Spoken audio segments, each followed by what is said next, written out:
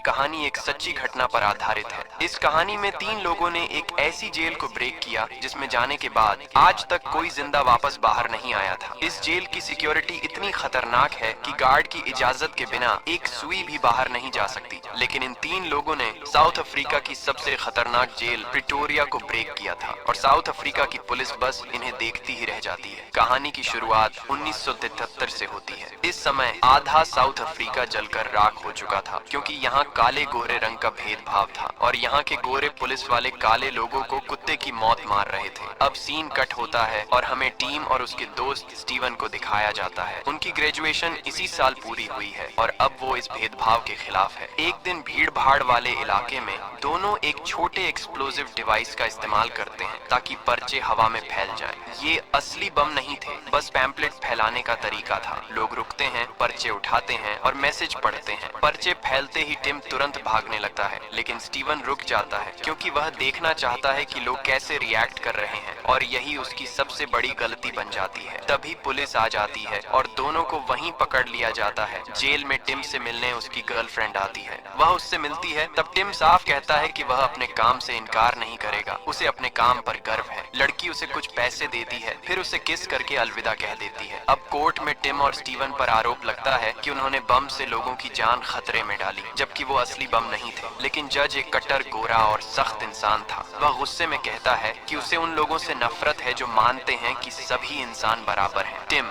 जो एक famous protester था, उसे 12 साल की सजा मिलती है और स्टीवन ली को 8 साल की सजा मिलती है। कोर्ट में उनके पेरेंट्स रोने लगते हैं। जज उन्हें डांटता रहता है और केस खत्म हो जाता है। अब एक पुलिस वाला हथकड़ी लगे स्टीवन को कुर्सी पर बैठाता है और अचानक वहाँ से चला जाता है। तभी स्टीवन की नजर पास की खुली खिड़की पर पड़ती है। वह इधर उधर देखता है, कोई उसे देख नहीं रहा होता और अगले ही पल वह खिड़की से कूद जाता है। नीचे गिरते ही उसके पैर में चोट लगती है। तभी एक पागल पुलिस वाला उस पर गोली चलाने लगता है। नीचे खड़ा दूसरा पुलिस वाला उसे पकड़कर बुरी तरह पीटना शुरू कर देता है। स्टीवन अब पूरी तरह घायल हो चुका था। इसके बाद दोनों कैदियों को पुलिस वैन में डाला जाता है और उन्हें खतरनाक प्रिटोरिया जेल ले जाया जाता है। जेल पहुंचते ही वहां का वार्डन कैप्टन श्निपल उनसे मिलने आता है, जो पहले से इनके बारे में सब जानता था। लेकिन मिलने के बजाय वह उनका अपमान करना शुरू कर देता है। वह कहता है कि तुमने अपनी ही जाति के साथ गद्दारी की है और यहीं से उनकी असली जेल की जिंदगी शुरू होती है। एक ऐसी कहानी जहां उम्मीद अभी भी जिंदा है। पहरेदार उन्हें नियम पढ़कर सुनाते हैं और बहुत ध्यान से उनकी तलाशी लेते हैं ताकि कोई भी हथियार अंदर न जा सके। इसके बाद उन्हें जेल के अंदर डाल दिया जाता है। जैसे ही टिम अंदर जाता है, उसकी नजर सबसे पहले दरवाजे के सिस्टम पर जाती है। वह उसे ध्यान से देखता है और समझने की कोशिश करता है। ऊपर टावर में खड़े गार्ड नए कैदियों को डराने के लिए अपने ऑटोमेटिक हथियार दिखाते हैं, जैसे वे बस गोली चलाने का मौका ढूंढ रहे हो। फिर गार्ड्स टिम और स्टीवन को पास पास की अलग अलग कोठरियों में ले जाते हैं। उनकी सेल्स में कोई और नहीं होता। टिम चुपचाप बैठकर हाल की घटनाओं के बारे में सोचता रहता है। सुबह एक तेज घंटी बजती है और टिम की आंख खुल जाती है। सभी कैदी अपनी सेल से बाहर आते हैं और एक साथ मस्जिद की तरफ चलते हैं। टिम, जो थोड़ा शर्मीला है, किसी भी टेबल के पास जाने से डरता है। तभी एक कैदी उसके पास आता है और उसे अपने साथ आने को कहता है। इस कैदी का नाम डेनिस गोल्डबर्ग है, एक फेमस पॉलिटिकल कैदी जो कई साल पहले अपार्थाइड सरकार को गिराने की कोशिश में पकड़ा गया था और अब इस जेल में अपनी उम्र काट रहा है। थोड़ी देर में स्टीवन भी उनके साथ जुड़ जाता है। दोनों डेनिस के लिए अपनी रिस्पेक्ट दिखाते हैं क्योंकि उनके लिए डेनिस एक लेजेंड है। फिर वे डेनिस को बताते हैं कि वे जेल से भागना चाहते हैं। यहीं पर एक जरूरी बात पता चलती है कि यह फिल्म सच्ची कहानी पर बेस्ड है। टिम जेनकिंस, स्टीवन ली और डेनिस गोल्डबर्ग असल जिंदगी के साउथ अफ्रीकन पॉलिटिकल एक्टिविस्ट थे जिन्हें 1970 में सच में जेल में बंद किया गया था। इसी दौरान तीनों एक डरावना सीन देखते हैं। एक काले रंग के किचन वर्कर से गलती से सूप गिर जाता है और गार्ड उसे डंडे से बेरहमी से पीटने लगता है। वहीं पास में खड़े गोरे कैदी उसकी तकलीफ पर जोर जोर से हंसते हैं। ये देखकर माहौल और भारी हो जाता है। अब डेनिस इस मौके पर टिम और स्टीवन से उनके एस्केप प्लान पर डिटेल में बात करता है। वह कहता है कि यह बिल्कुल आसान नहीं होगा। जेल की दीवारें बहुत ऊंची हैं, ऊपर कांटेदार तार लगे हैं। टावर में गार्ड सर्च लाइट और मशीन गन के साथ तैयार रहते हैं। अगर कोई भागने की कोशिश करे तो उसे तुरंत गोली मार दी जाएगी। सुरंग बनाना भी इम्पॉसिबल है। आखिर में डेनिस उन्हें समझाता है कि यह बेवकूफी भरा सपना छोड़ दो। लेकिन पास में खड़ा एक कैदी उनकी बात सुन रहा था। उसका नाम लियोनार्ड फॉन्टेन था। वह उनके पास आता है और कहता है कि अगर तुम भागने की प्लान बना रहे हो तो मैं भी तुम्हारे तुम्हारे साथ चलूंगा।